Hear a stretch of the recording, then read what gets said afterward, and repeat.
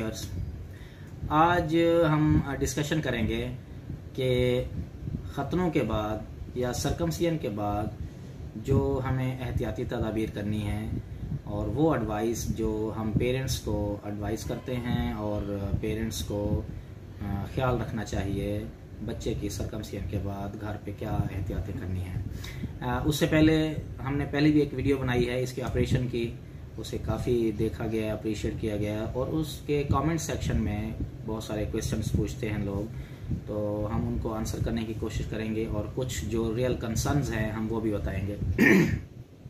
सरकमसिजन मुख्तलिफ टाइप्स की हो सकती हैं। उनमें से कुछ ये है कि कुछ ओपन टेक्निक होती है, ओपन टेक्निक में हम स्टिचेस अप्लाई करते हैं। दूसरी होती है रिंग या जिसको प्लास्टिबेल बोलते हैं, छल्ला लगा दिया जाता है ऑपरेशन करके, तो ये प्लास्टिबेल टेक्निक होती है। जो भी टेक्निक हो। तीसरी एक टेक्निक है जिसे बोन कटर से यूज़ करते हैं, बोन कटर में उसको कट कर देते हैं, जो फोर स्किन होती है, जो स्किन होती है, तो ये हम बिल्कुल रिकमेंड नहीं करते क्योंकि इसमें ये होता है कि टिप जो है वो कट जाती है और उससे काफ़ी प्रॉब्लम हो सकता है या ब्लीडिंग हो सकती है। आपने बोन कटर से कभी भी खतने नहीं करवाने हैं। बाकी जो प्लास्टिबेल टेक्निक है, छल्ला जो रिंग है आजकल पॉपुलर है, हमारी जो सर्जरी की वीडियो है वो भी उसी प्लास्टिबेल या रिंग पे है। उसमें यह है कि एक तो ब्लीडिंग कम होती है, दूसरा ये होता है कि उसमें ब्लीडिंग कम होने के साथ साथ टाइम थोड़ा लगता है ऑपरेशन का। जबकि जो ओपन टेक्निक्स में जो है स्टिचेस अप्लाई किए जाते हैं, प्लास्टिबेल वाले में स्टिचेस अप्लाई नहीं किए जाते हैं। ओपन टेक्निक में जो एक ख़ास इसकी आर्टरी होती है वो कट हो जाती है, कट करनी पड़ती है ओपन टेक्निक में, इसलिए हम उसमें स्टिचेस लगाते हैं और उसमें ब्लीडिंग भी ज़्यादा होती है और उसमें टाइम भी ज़्यादा लगता है। जो ओपन टेक्निक है उसमें कोई 15 से 20 मिनट या आधा घंटा लग सकता है, मल्टीपल उसमें स्टिचेस लगाने पड़ते हैं। जबकि जो प्लास्टिबेल है या रिंग वाली टेक्निक है इसमें 5 से 10 मिनट या 15 मिनट तक मैक्सिमम लग सकता है। तो इसमें जो भी प्रेफर्ड ऑप्शन हो तक इसमें है। ये होता है छोटे बेबीज जो होते हैं वो तो लोकल एनेस्थीसिया में हो जाता है, सिर्फ उसी एरिया को सोन किया जाता है और सोन करने के बाद प्लास्टिबेल, क्योंकि अभी बच्चों में नर्व्स जो होती हैं, जो नसें होती हैं, दर्द वाली जो नसें होती हैं वो अभी डेवलप नहीं हुई होती हैं, तो ख़ास जो बेहतर एज है प्लास्टिबेल की भी वैसे भी सरकमसिजन की, वो कहते हैं कि आप फ्यू वीक्स से 3 मंथ्स के दरमियान आप प्लास्टिबेल, वैसे तो 6 मंथ्स, 12 मंथ्स और 1 ईयर तक भी प्लास्टिबेल जो रिंग छल्ला है उसको अप्लाई कर देते हैं। मुख्तलिफ साइजेस होते हैं 1.1 से लेके 1.7 तक। और छोटे बच्चों में लोकल एनेस्थीसिया में उस एरिया को सोन करते हैं, जबकि जो बड़े बच्चे होते हैं या एडल्ट होते हैं, बड़ों में जो सरकमसिजन करते हैं तो वो जीए में, जनरल एनेस्थीसिया में इसको करते हैं। टाइम इसका ये हो गया।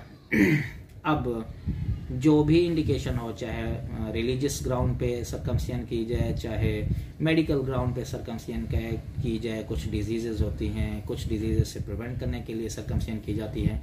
जो भी रीज़न हो उसके बाद हर पेशेंट को कुछ केयर करनी है। वो क्या करनी है, अब सरकमसिजन हो गई है तो आपने ये है कि बच्चों को हम ना पेन किलर देते हैं। जब उस एरिया को सोन किया गया होता है तो वो तो उसका इफेक्ट रहेगा 1 आधे घंटे से घंटे तक रहेगा। उस वक्त तो बेबी को फील नहीं होगा पेन, बाद में उसको पेन फील होना है। तो इस केस में ये होता है कि पेन किलर दिए जाते हैं। छोटे बेबीज हों तो ड्रॉपर दिया जाता है पेन किलर का, और फिर इसके साथ है कि एंटीबायोटिक का कवर। ये डिबेटेबल है, कुछ जो सर्जन्स हैं एंटीबायोटिक कवर देते हैं, कुछ जो सर्जन्स हैं एंटीबायोटिक कवर नहीं देते। तो ये होता है कि अगर पहले से ही उस एरिया में इन्फेक्टेड हो, स्मैग्मा बहुत ज़्यादा हो, तो फिर बेहतर होता है कि एंटीबायोटिक कवर बेबीज़ को या सरकमसिजन के बाद दे दिया जाता है। बहुत अक्सर फिर ये भी क्वेश्चन पूछते हैं कि हम बच्चे को नहला सकते हैं या नहीं नहला सकते। बिल्कुल, आप अपने बेबीज़ को सरकमसिजन के बाद बेबीज़ को नहला सकते हैं। उल्टा ये है कि केयर ये करनी है कि ल्यूक वार्म या फिर कोसा कोसा जो पानी होता है उसमें आप शावर पहले फर्स्ट 24 आवर के लिए ना दें तो कोई ऐसा इशू नहीं, उसके बाद डेली शावर लें या फिर उसको 24 घंटे के बाद तो बाथ जो होता है वो भी लिया जा सकता है शावर की बजाय। उसमें ये है कि ल्यूक वार्म से इसको बाथ दिलाना है या शावर करना है, उसके बाद आपने पैड करना है, उस एरिया को साफ करना है, ये भी बहुत ज़रूरी होता है। फिर ये है कि डायपर भी, जो पैम्पर होते हैं, पैम्पर भी हम लगाएं या ना लगाएं, ये क्वेश्चन पूछते हैं। बिल्कुल, आप पैम्पर भी आप बेबीज़ को लगा सकते हैं। पैम्पर लगाने से ये होता है कि वैसे बेबी अगर यूरिन पास करेगा, आप लोगों ने अगर वैसे पैम्पर नहीं लगाया हुआ और उसको कोई कच्छी सी पहना दी है, तो उसका ये प्रॉब्लम होता है कि सारा जो यूरिन होगा वो कच्छी से वो गीली हो जाएगी, तो वो ज़्यादा उसको पेनफुल होता है कि गीला रहेगा वो एरिया। लेकिन अगर पैम्पर यूज़ कराएं, डायपर यूज़ कराएं, तो उससे ये फ़ायदा होता है कि वो जो यूरिन होता है वो ब्लॉट आउट हो जाता है, पैम्पर में जमा हो जाता है और वो जगह खाली रहती है। प्लस ये है कि इसके ऊपर आप जो सर्कमसियन वाली जगह होती है, सर्कमसियन वाली जगह पे आपने पेट्रोलियम जेली, जो कि वैसलीन जिसको कहते हैं, वो लगा सकते हैं, या फिर हम रिकमेंड करते हैं कि पॉलीफैक्स ऑइंटमेंट है, वो आप लगा सकते हैं। पॉलीफैक्स ऑइंटमेंट जो है वो रिंग वाली जगह पे, या जो सर्कमसियन जख्म वाली जो जगह होती है, जख्म वाली जगह पे आपने लगाना है।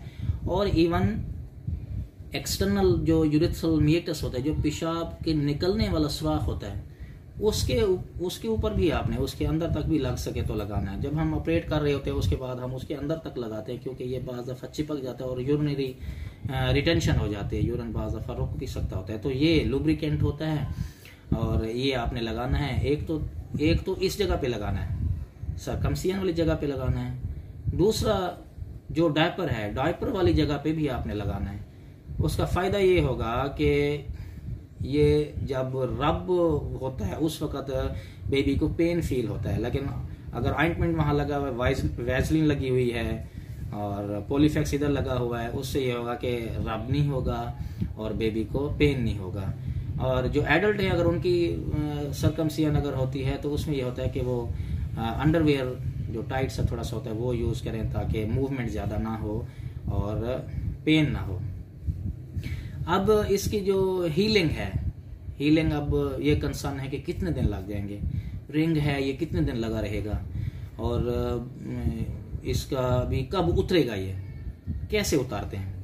तो ये है कि डॉक्टर के पास आने की ज़रूरत नहीं होती इसके लिए, सर्जन के पास, ये खुद ब खुद शेड ऑफ हो जाता है। और ये कब शेड ऑफ हो सकता है, 6 दिन से लेके 10 दिन तक नॉर्मली ये उतर जाता है खुद ही।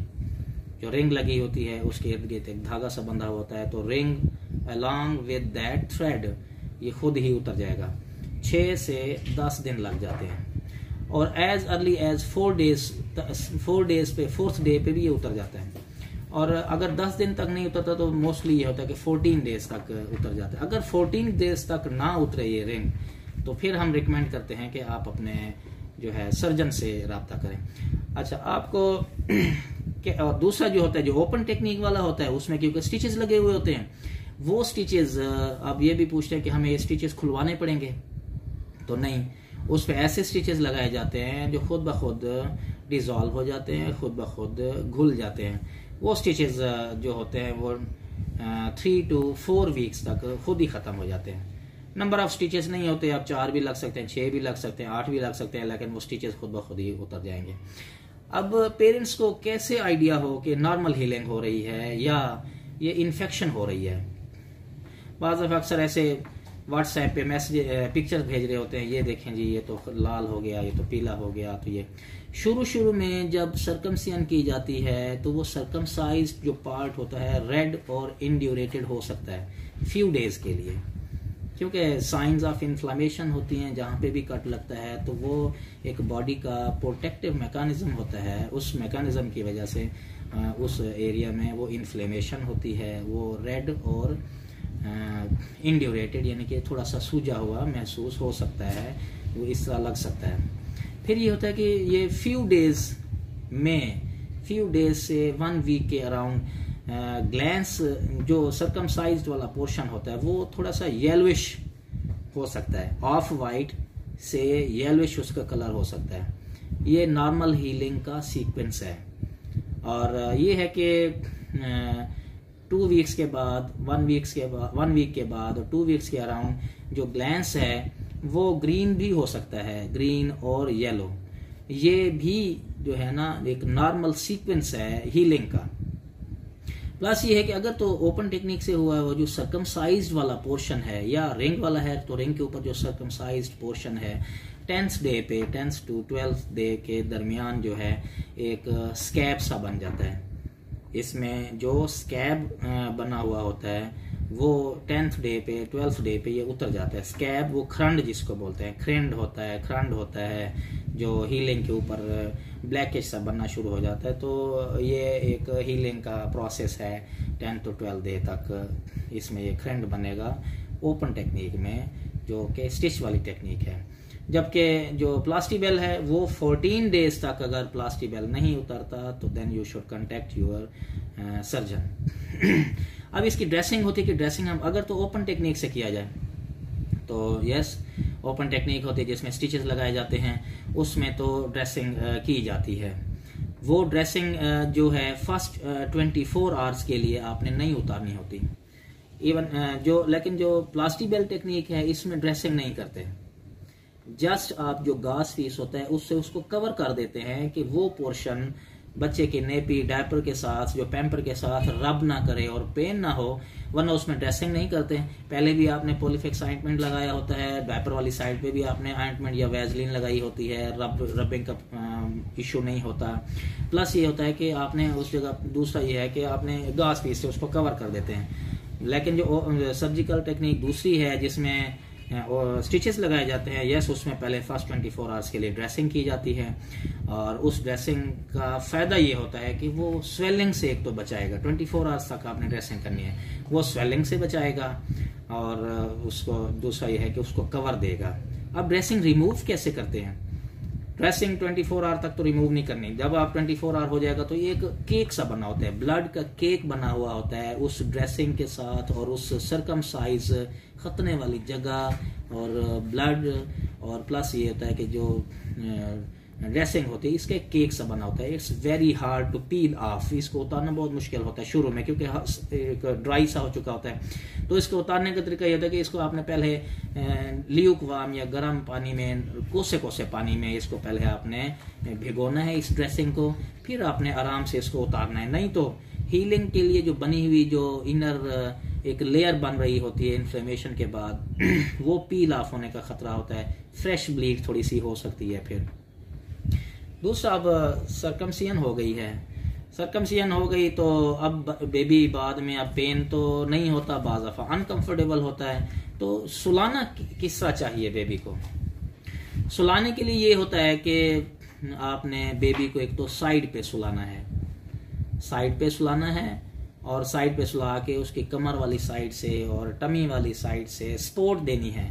ब्लैंकेट की सपोर्ट दे दें या फिर तकिए रख दें, एक आगे रख दें, पीछे रख दें, पीछे की तरफ तकिया रख दें। उससे ये होगा कि अगर तो आपने सीधा लिटाया हो तो बेबी को तो फैलस पे और सर्कमसिजन वाली जगह पे प्रेशर पड़ता है, जिसकी वजह से पेन होता है, बेबी अनकंफर्टेबल होता है और फिर सारी रात वो रोता रहता है। तो साइड पे सुलाएं। इवन एडल्ट भी हैं तो इरेक्शन से बचाने के लिए होता है कि साइड पे सोएं, और उससे ये होता है कि प्रेशर नहीं पड़ता तो पेन नहीं होता। एक और ये हम एडवाइस करते हैं अपने जो भी सर्कमसिजन के लिए आ रहे होते हैं हमारे क्लिनिक पर, हम उनको एडवाइस करते हैं कि आपने हाइजीन का क्या होता है। हाइजीन है कि बेबी को पहले आपने एक दिन, मतलब जब लेकर आना है तो पहले आपने बेबी को फ्रेश नहला के लेकर आए। अगर दिन को सर्कमसिजन करनी है तो सुबह उसे नहला लें, और जो सर्कमसिजन वाली साइड है उसके उस फोर स्किन को बाहर खींच के उसके अंदर जो यूरिन होता है, उसके अंदर से वाइट सा मटेरियल होता है, वो जितना निकलता है उसकी क्लीनलीनेस अच्छी हो, क्लीन हो, उसको साफ और क्लीन करके ले आए। तो उससे ये होता है कि बाद में भी इन्फेक्शन नहीं होती, वो एरिया हमें जो है क्लीन मिलता है। सिर्फ जख्म वाली जगह पे सिर्फ आपने वैजलिन मतलब यूज कर सकते हैं, पॉलीफिक्स यूज कर सकते हैं, कोई एंटीसेप्टिक मटेरियल नहीं यूज करना। ये ऐसे काम हैं जो हीलिंग को रोक देंगे। एंटीसेप्टिक में क्या है, लाइक हाइड्रोजन पेरोक्साइड है और टिंचर है, अल्कोहल जैसे होता है, ये यूज नहीं करना है। अगर इस जगह पे आप ये यूज़ करेंगे तो ये हीलिंग के प्रोसेस को स्लो डाउन कर देंगे। जब हीलिंग स्लो डाउन हो जाएगी तो जल्दी रिकवरी नहीं होगी। तो इससे भी आपने एहतियात करनी है। और बेजा एंटीसेप्टिक मटेरियल वहाँ पे नहीं लगाते रहना, क्योंकि वो दूसरा ये होता है कि उस एरिया को इतना ज़्यादा वो होता है कि नॉर्मल स्किन को भी क्रोसिव का इफेक्ट आना शुरू हो जाता है, क्रूड करना शुरू कर देते हैं, उस एरिया को भी जलाना शुरू कर देते हैं, नॉर्मल साइड वाली जगह को भी जलाना शुरू कर देते हैं। अब सर्कमसिजन हो जाती है तो बाद दफ़ा हमें कंप्लेन करते हैं कि पेरेंट्स कंप्लेन करते हैं कि सर्कमसिजन सही नहीं हुई है, ऐसे लगता है कि थोड़ी सी स्किन कटी है। तो इसके लिए बेहतर होता है कि एक दफ़ा आप अपने सर्जन को री एग्जामिन लाजमी करवा लें।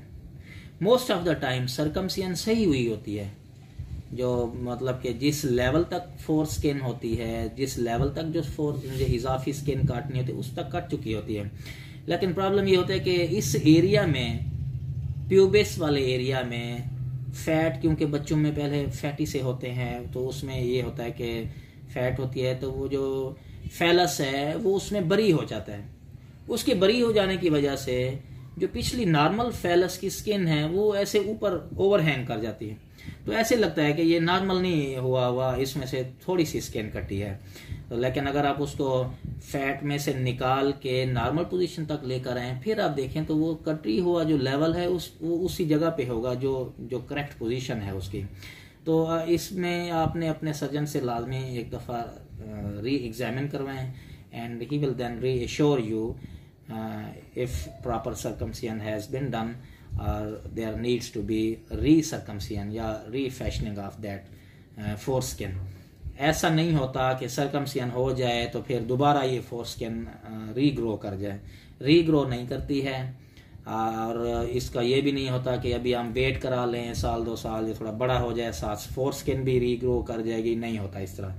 अगर तो फोरस्किन फर्स्ट सर्कमसिजन पे सही नहीं है तो उसको रीफैशन करना जो है ज़रूरी है, एज अर्ली एज पॉसिबल, उसमें दोबारा रीग्रो नहीं करना। एक्टिविटी कब कर सकते हैं बेबीज़ को तो आप रोक नहीं सकते, एडल्ट्स के लिए खसूसन ये होता है कि 1 मंथ तक स्ट्रेनुअस एक्सरसाइजेस नहीं करनी है, जिसमें कि जॉगिंग है, भागना दौड़ना है, वेट लिफ्टिंग है, साइकिलिंग है, इस तरह की एक्सरसाइजेस आपने इतने अरसे तक नहीं यूज़ करनी है। तो दूसरा ये कहते हैं कि क्या एक कंसर्न होता है कि हम सर्कमसिजन करवा लेते हैं तो क्या डॉक्टर साहब फिर हमारा बेबी जब यूरिन पास करेगा उस वक्त पेन तो नहीं होगा। जो यूरिन पास करने का सर्कमसिजन से कोई ताल्लुक नहीं है, क्योंकि जो पेशाब वाला सुराख है उस जगह को तो टच ही नहीं किया जाता सर्कमसिजन के दौरान। इसमें तो जो इजाफी स्किन होती है सिर्फ उसको काटा जाता है। तो ये एक मिथ है, ये चीज़ अपने जहन से हटा लें। तो लेट अश्योर्ड के सर्कमसिजन हो जाए तो यूरिन पास करने में पेशेंट को पेन नहीं होगा। ये कुछ एहतियाती तदाबीर हैं, अगर आप इसको इसी सीक्वेंस से याद करेंगे, अगर आप इसको जहन नशीन कर लेंगे तो जो भी सर्कमसिजन जब ये अपने बच्चों के कराते हैं उसके बाद अगर इस पे अमल पैरा होंगे तो हमें यकीन है कि आपको बहुत सारी परेशानी से आप निजात पा लेंगे और आपके बहुत सारे इसमें सवालों के जवाब आप लोगों को मिल चुके होंगे। जब भी आप सर्कमसिजन वगैरह करवाते हैं तो ये कि इन एहतियाती तदाबीर पे अमल करें तो पेशेंट जो है, बच्चा है, वो कंफर्टेबल रहेगा और आप लोगों को किसी परेशानी का सामना नहीं करना पड़ेगा। तो ये था आज का हमारा टॉपिक। इससे रिलेटेड अगर कोई क्वेश्चन है तो आप हमें कमेंट सेक्शन में लिखें, we will get back to you. और इसके अलावा और भी कोई प्रॉब्लम है इससे रिलेटेड हमारी कोई और भी वीडियोस होंगी, वो भी हम इंशाल्लाह टाइम टू टाइम हम अपलोड करते रहेंगे। बहुत शुक्रिया। हमारे चैनल को सब्सक्राइब करें और बेल आइकन दबाएं ताकि लेटेस्ट वीडियो हम आपको सेंड कर सकें।